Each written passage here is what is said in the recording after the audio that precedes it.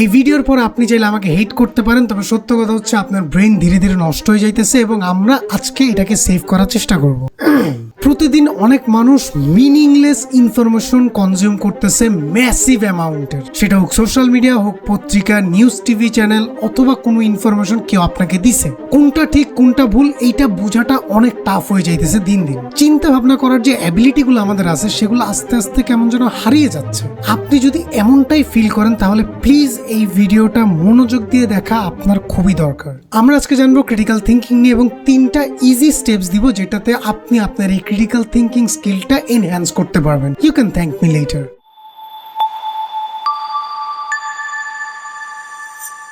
যারা জানেন না ক্রিটিক্যাল থিঙ্কিং জিনিসটা কি, এটা খায়ও না মাথায় দেন, এটা একটা স্কিল। সহজ ভাষায় বললে ক্রিটিক্যাল থিঙ্কিং হলো কোনো বিষয়কে অন্ধভাবে মেনে না নিয়ে নিজের ব্রেইন ইউজ করে প্রশ্ন করা, প্রমাণ খোঁজা, লজিক দিয়ে ডিফাইন করা। আমি যা জানতেছি, আমি যা শুনতেছি এটা কতটা সত্য, সত্য হইলে কেন সত্য, মিথ্যা হইলে কেন মিথ্যা। ওই যে একটা ব্যাপার আছে না, গুজবে কান দিবেন না, কেন আপনি কান দিবেন না আর কেন এটা গুজব, এই জিনিসটা আইডেন্টিফাই করাটা ইজি ভাষায় বললে ক্রিটিক্যাল থিঙ্কিং। এটা আসলে একটা মাইন্ডসেট যেখানে আমরা শিখি কিভাবে যে কোনো ইনফরমেশন অ্যানালাইজ করতে হয়, কিভাবে মিথ্যা আর সত্য আলাদা করতে হয় এবং কিভাবে রাইট ডিসিশন নেওয়া যায়। এই জিনিসগুলো এখনকার যুগে ফাস্ট স্ক্রল, ইনস্ট্যান্ট ওপিনিয়ন আর গ্রুপ থিঙ্ক এত বেশি পাওয়ারফুল, অনেকেই নিজের পার্সোনাল এবং প্রফেশনাল লাইফে যে কোনো ডিসিশন নেওয়ার আগে ক্রিটিক্যাল থিঙ্কিং যে একটা পার্ট আছে এটা আস্তে আস্তে হারিয়ে যাইতেছে। আর তার সাথে একটা ভয় কাজ করে, আমি কি যথেষ্ট জানি, নিজের উপর সন্দেহ কাজ করে, আমি কি আসলেই পারবো। আর তার সাথে আত্মবিশ্বাসের অভাব আর একটা নেগেটিভ ফিলিংস তো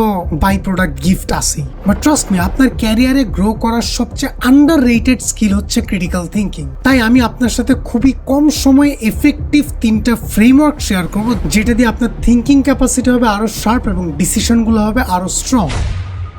নাম্বার 1, প্রতিটা বড় অ্যাকশন নেওয়ার আগে একটু পজ নিন। অ্যাভারেজ মেন্টালিটির মানুষেরা যে একটা ভুল সবচেয়ে বেশি করে তা হচ্ছে সোশ্যাল মিডিয়া, অফিস, এমনকি বন্ধুদের সাথে ডিবেট, সব জায়গায় রিঅ্যাক্ট করে ফেলে। এতে করে আমাদের ভ্যালু আর রেসপেক্টে একটা নেগেটিভ ইম্প্যাক্ট পড়ে। তাই এখন থেকে এরকম কিছু হলে একটু পজ নিন। পজ মানে কিন্তু আবার উইকনেস না, পজ মানে হচ্ছে পাওয়ার। নেক্সট কেউ কোনো নেগেটিভ ফিডব্যাক দিলে সরাসরি নিজেকে ডিফেন্ড না করে একটু পজ নিন, 2 মিনিট ভেবে নিন, তারপর রিঅ্যাক্ট না করে রেসপন্ড করুন। এতে অ্যাকশন হবে ক্লিয়ার এবং আপনি রেসপেক্টও পাবেন। সেকেন্ড হচ্ছে পাওয়ারফুল প্রশ্ন করার চেষ্টা করুন। মনে পড়ে লাস্ট কবে আপনি গ্রুপে এমন একটা প্রশ্ন করেছিলেন যার কারণে পুরো ডিসিশনটা চেঞ্জ করতে হয়েছিল?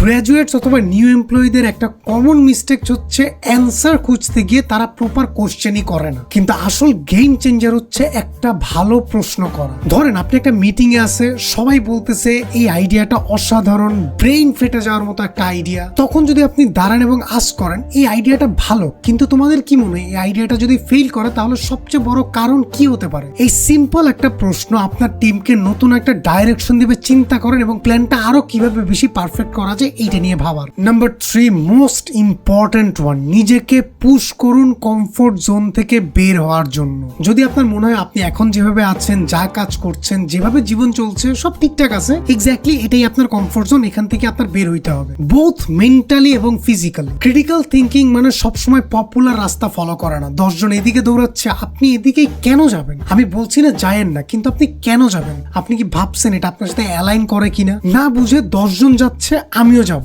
না কেন? এই রাস্তায় আপনার যাওয়ার কি কোনো রিজন আছে? আপনি কি নিজেকে কখনো কোয়েশ্চেন করছেন আমি অ্যাকচুয়ালি কেন যেতে চাই? আপনাকে জিজ্ঞাসা করলে সবাই তো এটা করতেছে তাই আমিও করি। আমি যদি খুবই পোলাইটলি বলি, দ্যাটস পিওর বুলশিট।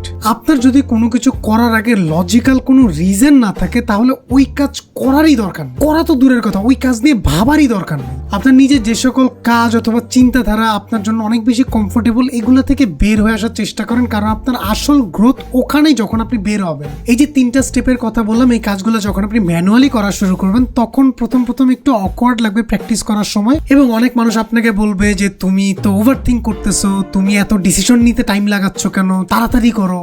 না, এগুলা কিচ্ছু করা দরকার নেই। ওভারথিঙ্ক মানুষ যা বলবে বলুক, আপনি আপনার মতো চলেন, প্র্যাকটিস করেন। যত বেশি প্র্যাকটিস করবেন এগুলো আস্তে আস্তে ম্যানুয়াল থেকে অটোমেটিক হয়ে যাবে। কেন? কারণ আপনার ব্রেইন একটা ম্যাজিক্যাল ডিভাইস।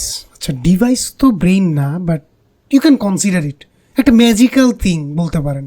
আপনি যা ফিট করবেন ও তাই বুঝবে, আপনি যেভাবে চালাবেন ও অমনি চলবে। সো সবাইকে ইগনোর করেন, এইগুলো আপনি প্র্যাকটিস করতে থাকেন, ডিফারেন্সটা আপনি নিজে দেখবেন। আমি ফারহান নাহিদ, একজন মাইন্ডসেট এবং সফট স্কিল ট্রেনার। আমি আপনাকে হেল্প করি পার্সোনাল এবং প্রফেশনাল লাইফে গ্রো করতে। তাই আজ থেকে যে কোনো ডিসিশন নেওয়ার আগে 2 মিনিট একটু পজ নিন, ভালো খারাপ চিন্তা করেন, আপনার বেনিফিটস গুলা প্রোজ এন্ড কনস চিন্তা করেন এবং বেটার কোশ্চেন করার চেষ্টা করেন যে এই ডিসিশন যদি আমি নিই সবচেয়ে বড় রিস্ক কি হইতে পারে, এবং ওইভাবে প্ল্যান করেন।